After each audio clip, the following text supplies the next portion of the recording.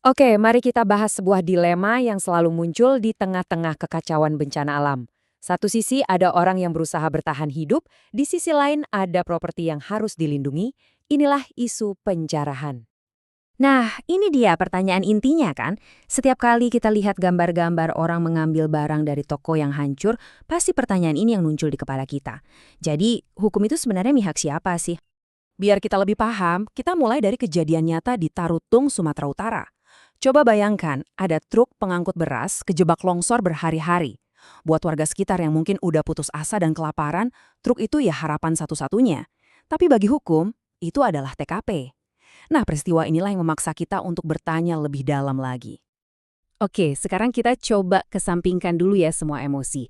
Kita lihat masalah ini murni dari kacamata hukum yang paling kaku. Apa sih kata undang-undang, sejarah hitam di atas putih? Ternyata nih, dalam KUHP kita, tindakan ini tuh bukan dianggap pencurian biasa loh. Hukum kita menyebutnya pencurian dengan pemberatan. Kenapa? Karena bencana itu sendiri dianggap sebagai faktor yang memberatkan. Artinya, pelaku dianggap memanfaatkan situasi krisis untuk keuntungan pribadi. Dan ini jelas banget menunjukkan betapa seriusnya masalah ini di mata hukum. Menurut pasal 363 KUHP, hukumannya nggak main-main. Maksimal 7 tahun penjara. Tapi, hukum itu nggak selamanya buta. Di balik pasal yang begitu tegas, ada juga pengakuan terhadap situasi yang super ekstrim. Momen di mana seseorang harus memilih, melanggar hukum atau mati. Yuk kita lihat argumen pembelaannya. Inilah yang bisa dibilang pintu darurat dalam hukum kita. Namanya no to stand atau keadaan terpaksa. Konsep ini pada dasarnya bilang, kalau dalam situasi hidup atau mati, kewajiban kita untuk bertahan hidup itu bisa jadi lebih kuat daripada kewajiban untuk patuh pada hukum. Tapi tunggu dulu.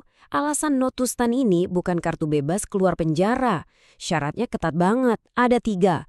Pertama, ancamannya harus beneran nyata, bukan kira-kira. Kedua, nggak ada pilihan lain sama sekali, bantuan bener-bener nol. Dan yang ketiga, harus proporsional.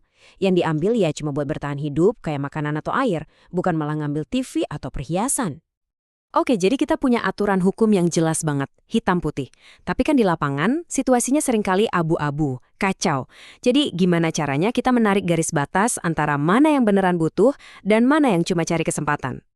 Nah, disinilah teori hukum ketemu sama kenyataan di lapangan. Aparat, seringkali polisi, itu pakai yang namanya diskresi. Seperti kata Profesor Iman Santoso di sini, ini bentuk pemakluman, bukan pembenaran. Artinya, perbuatannya itu tetap salah secara hukum, tapi bisa ditoleransi. Pendekatan praktis ini oleh para ahli disebut model naif empiris. Jadi garis pemisahnya itu ada di sini. Di satu sisi ada kebutuhan untuk bertahan hidup, ambil air, makanan, obat. Ini yang seringkali dimaklumi.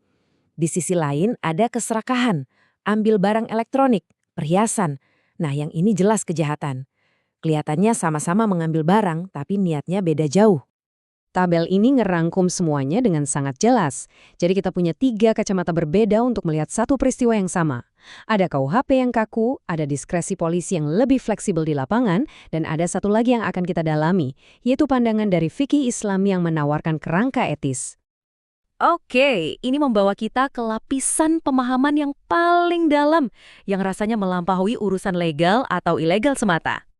Dalam fikih Islam, ada kaidah yang luar biasa. Ad-darurat tubihul mahdurat.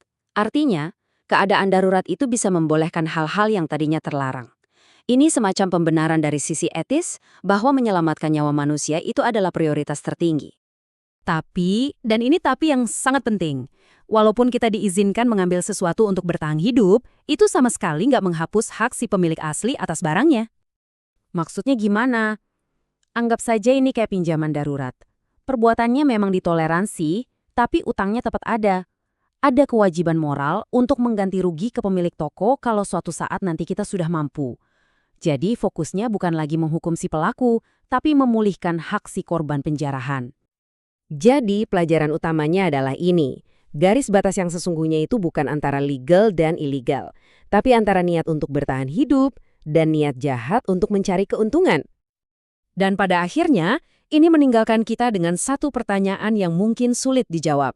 Saat bantuan dari negara terlambat datang, siapa sebetulnya yang menanggung dosa? Apakah korban yang terpaksa menjarah demi sebotol air atau negara yang gagal hadir untuk mereka?